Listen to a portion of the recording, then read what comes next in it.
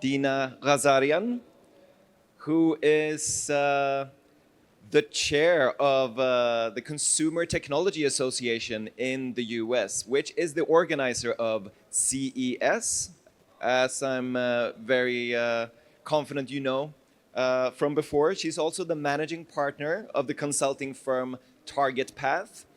And she's the COO and founder of the brand Austere. And we're going to talk about AI for consumer tech. So, welcome, Deena. Let's sit down.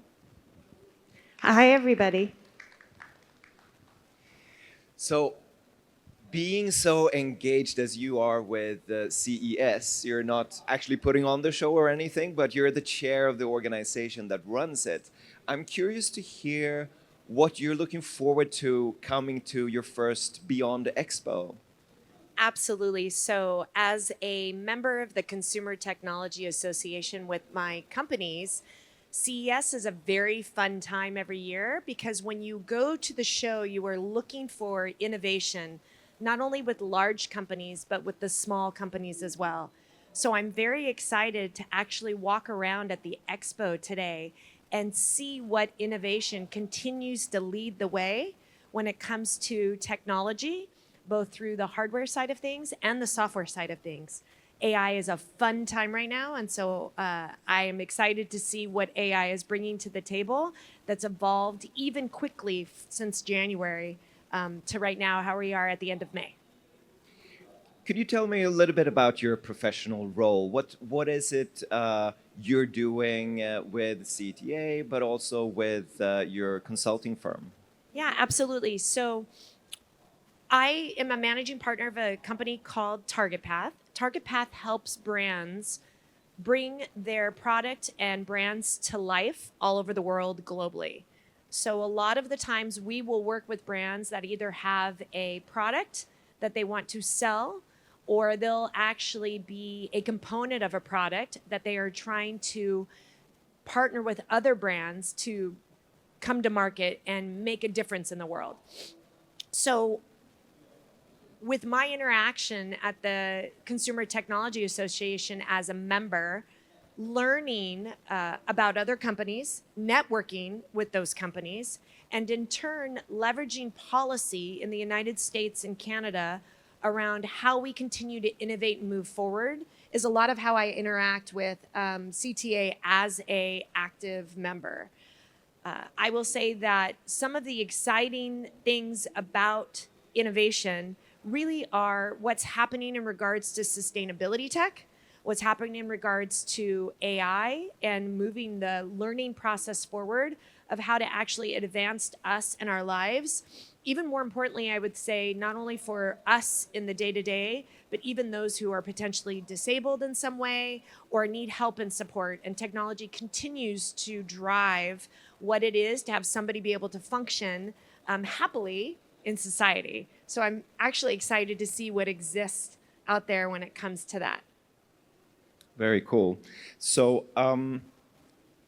how would you describe this moment we're in at the moment when it comes to AI and new technology? It feels like we're in the middle of a wave of some sort, but you're seeing this from the inside. Can you describe? Absolutely. So I happened to start my career when the internet basically came to be. And not only did I start my career, honestly, just right outside of college when the internet and email were starting to be a big deal, but more important, I actually lived in Silicon Valley during the original boom and bust. So to be a part of that environment and watch that grow and happen, to me, it's almost like looking at history. And I believe we're in a time with AI where that exact same thing is happening. I believe there is this boom. I believe there is this drive for innovation and what AI can do. And I do believe there are certain categories of the business that are actually poised to take off and change the game when it comes to how AI can support us as consumers, how AI can support commercial businesses, and really take it to the next level, exactly like what the internet did back in the day. Now, remember, there was a boom and a bust. So I will say there needs to probably be a little bit of guardrails this time around if you're going to look at history and say, let's not quite repeat ourselves, but let's lean into innovation and give it room to grow. But I do believe that AI is in that exact same point.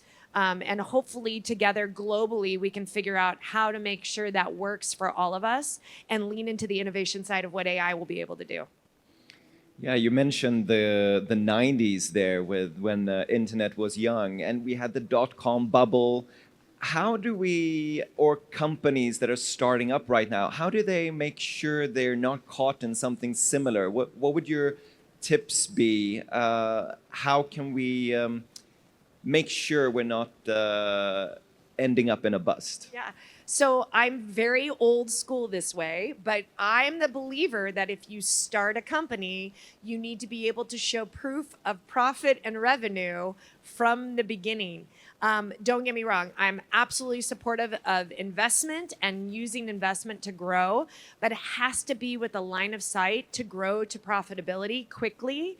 And so I think that's what happened with the bust, to be honest, is that everybody got all this money, everybody was running as fast as they could, and there was never a plan to turn a profit. So if we're going to look at history and not allow it to repeat itself, now would be the time to do the exact same thing with the AI companies and making sure that as you're laying out what the infrastructure is going to be and how you turn a profit, that you have a very clear line of sight of how that will come to be. So you actually can be not only moving the ball forward, but in turn having other companies who are not as nimble as maybe a small business might be when it comes to some of the AI technology to be able to get potentially even acquired. And so I think that's where we're headed. Would you like to outline the different avenues for AI and consumer tech at the moment and just briefly describe where you think they are at the moment, which are mature or reaching maturity or a little bit further behind? Yeah, sure. I would say I'm not necessarily a AI expert, but I will tell you I am a consumer expert. And the consumer is definitely raising their hand for a couple different categories and being comfortable with AI being a part of the conversation. I would say the first is all things smart home. I would say smart home, I have an aging parent that we will probably lean into when it comes to smart home tech and AI and what it can do to help us, because my mother happens to live in a different state in the United States than I live in. So being able to actually work with her and have AI learn what it is her habits are so she can remain on her own will be a biggie. I also have a disabled child, so I do believe smart home will actually help with that as well, and allowing her to be able to eventually function, and it will learn her style now. So as we evolve and as she gets older and potentially could live on her own, it will actually have way more data behind what it can be in regards to allowing her to live a life. So definitely smart tech and smart home for sure. The second is anything wearable. I do believe we've probably been leveraging AI without a lot of us knowing in some fashion when it comes to wearable tech, but I do believe that's going to get stronger and stronger.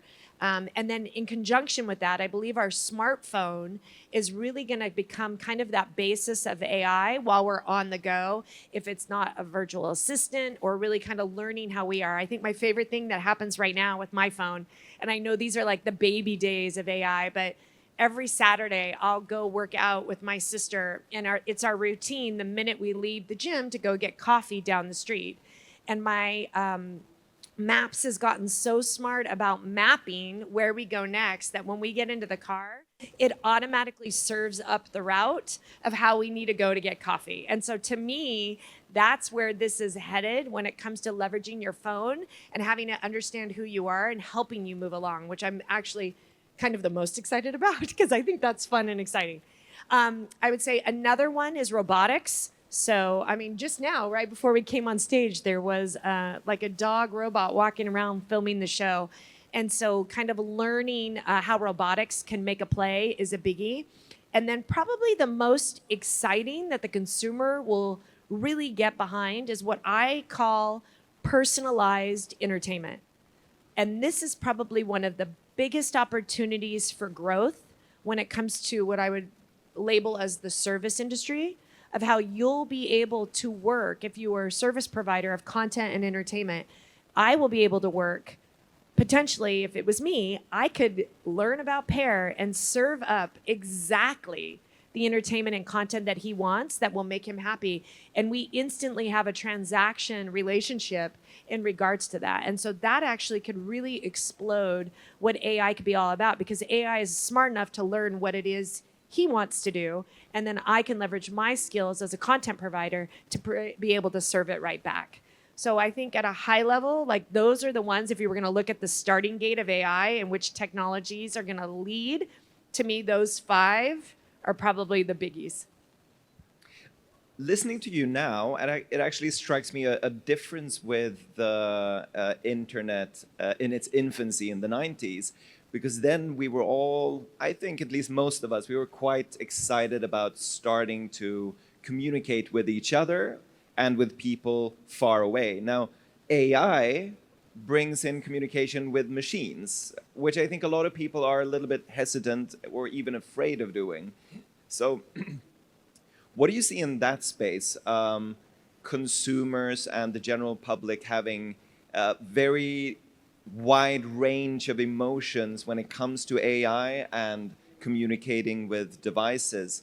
How can people relate to that? How can companies relate to this wide variety? And what do you see? How do you see us going forward? So there will always be AI for good. And then unfortunately, there will be some bad apples in there that will use AI for bad. By the way, just like the internet, but in a different manner, right? So, I mean, we've been in this internet thing now for like 30 years. Nobody remembers in the beginning the fear of what it was to give your credit card to purchase something, right? And how we were fearful someone would steal that information in turn, what would happen from there, or even your identity for that matter.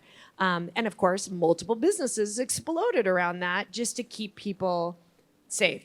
So I truly believe that it's the early adopters of technology, like all of us probably in this room, that will take the baby steps to lean in what AI can bring in regards to making your life better, that will move the conversation along. So even though it's technology, and technology always moves fast, when you look back, it's always done in baby steps, always.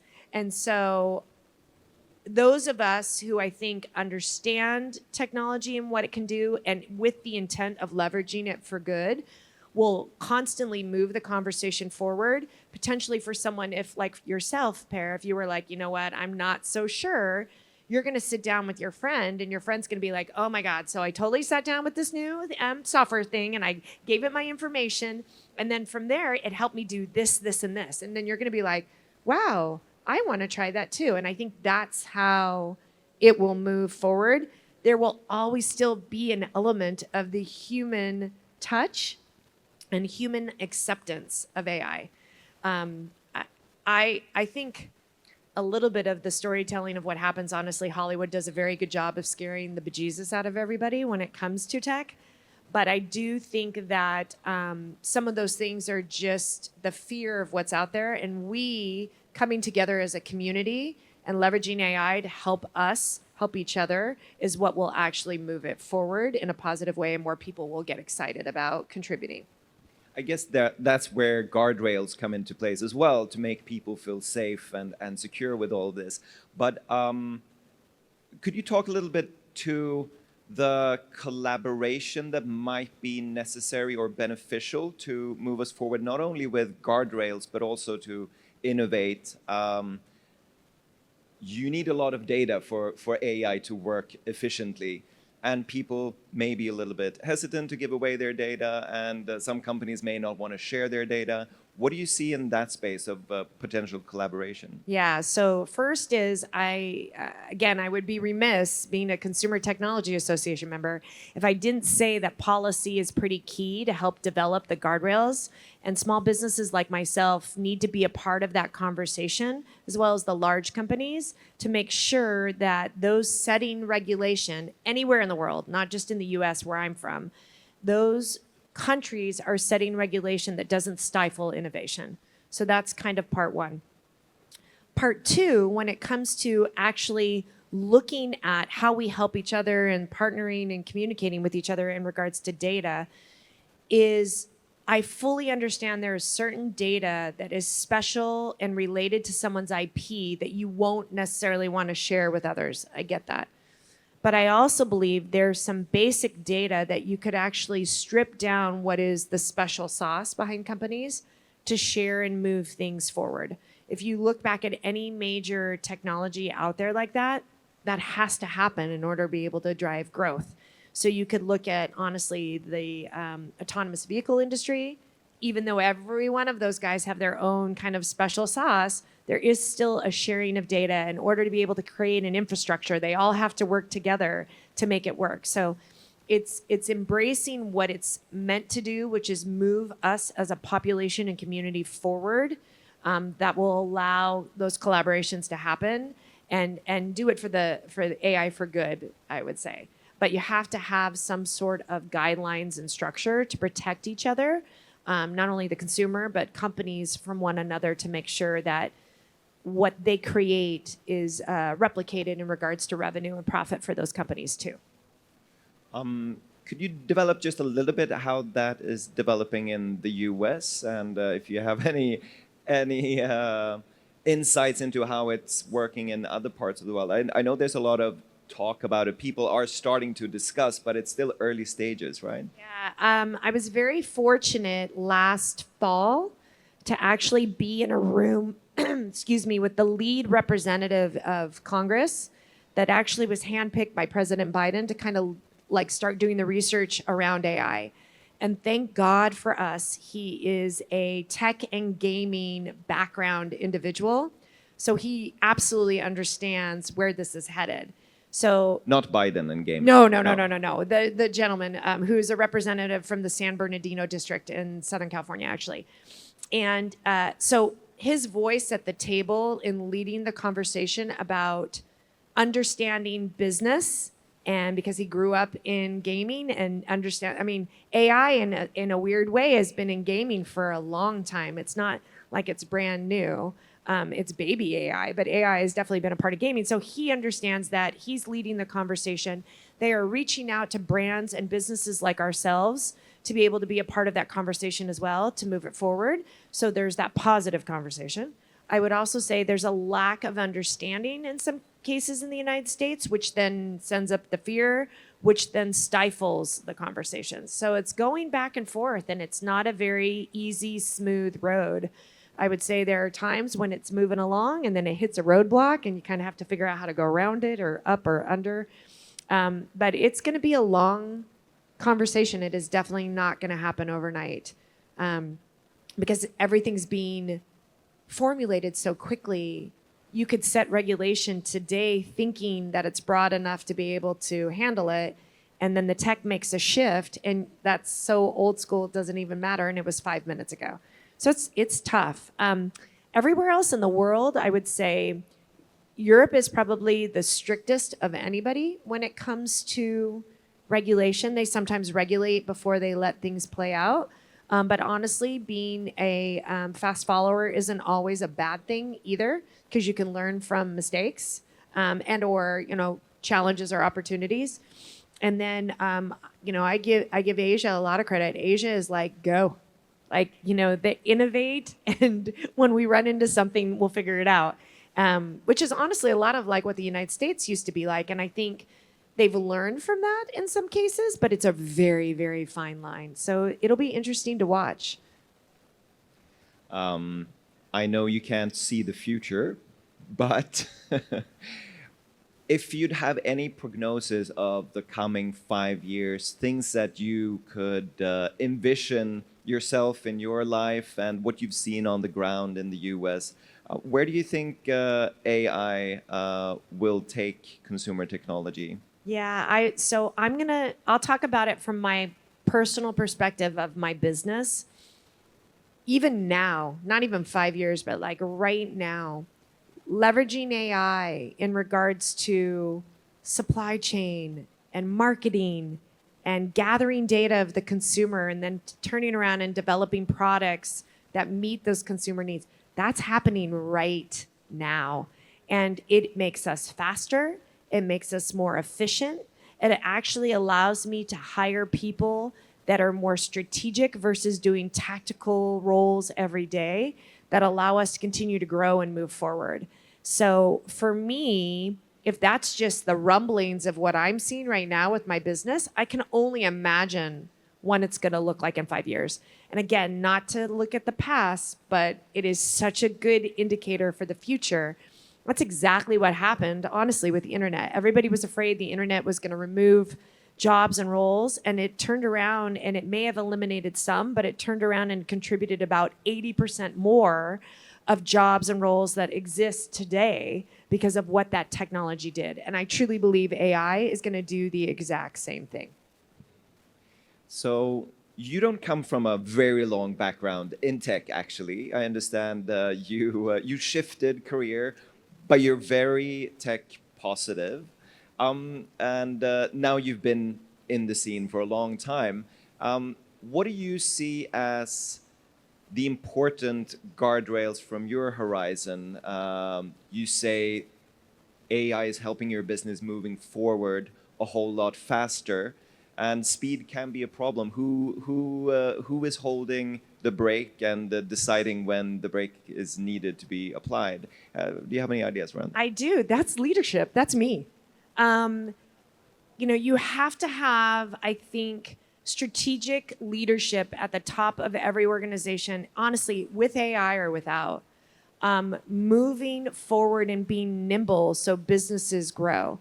And so if I'm not at the helm and understanding what's happening with AI in my business, then honestly, shame on me, which, by the way, not, again, history, boom and bust of the .com, right? The exact same thing happened. There were a bunch of leaders of some of these .com companies that did well and survived when the boom happened because they knew how to shift and pivot and were already doing that. And the ones that kind of went away didn't. Now, I give a lot of credit. My very first boss that I was part of the startup in the .com was a gentleman by the name of Anthony Wood. And for those of you guys who know Anthony started a company called Replay TV that probably nobody knows about. But when Replay, which is who I worked for, in a year burned through all its investment money, and he was not controlling what he should have been, and he knows it, he admits it. He then turned around and started a new company, which is Roku TV. And everybody knows who Roku TV is, right? So Anthony learned from that. And I do believe those are the types of things that will happen over the next 5 years, is as long as leaders get involved and take risks and try to move things forward, some will work, some will not. But AI will allow us the ability to try again and move the ball forward. So honestly, the next big leaders in tech will be, in the future, the new Amazons, Metas, Googles, that honestly, we're all small startups trying to figure out how to make it happen and how to leverage the technology of the day to move the ball forward and betterment for the consumer. Every one of those guys was doing something to make the consumer's life better at the time, whether it's entertainment related, educationally related, shopping related, all of it was rooted in the consumer. And I think if you come back to your point of how do you move this forward? Leaders have to understand where to control this, but leaders also have to understand the consumer they're speaking to make sure that if we are going to go fast, we're going fast for what the consumer wants and needs. Do you have any tips for consumers at any stage of AI involvement?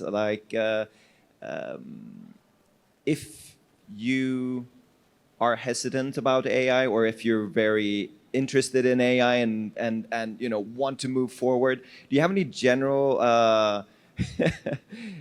tips on the I do actually. It's funny you say that because I think everybody's a little intimidated by it. So I don't know what's the equivalent in Asia just yet, but in the United States, ChatGPT is like the biggie that everybody knows about from OpenAI. So I actually, like everybody on my team, my husband, my daughter, it doesn't matter who, I make them play with ChatGPT to see not only the good it can do, but then also I try to teach them what it is to make sure that you check the data, because sometimes, garbage in, garbage out.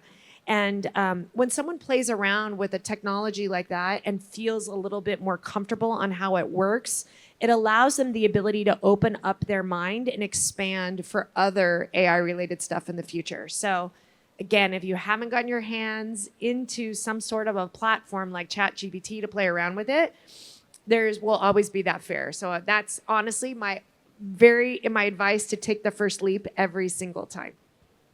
That's great advice. You heard it here first. Go out and play with AI. Thank you so much for all your time, Deena. Welcome, Perry. Thank you, guys.